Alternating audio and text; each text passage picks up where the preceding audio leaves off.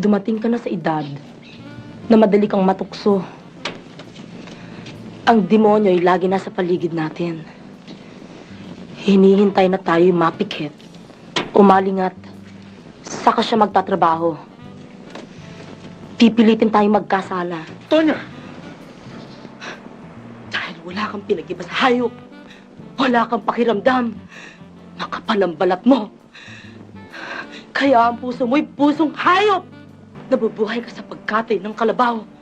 Kaya ang damdamin mo'y damdaming kalabaw. Kalabaw! Sino nagturo sa akin para maging kalabaw? Ikaw na rin, Tonya. Ikaw! Malupit ka.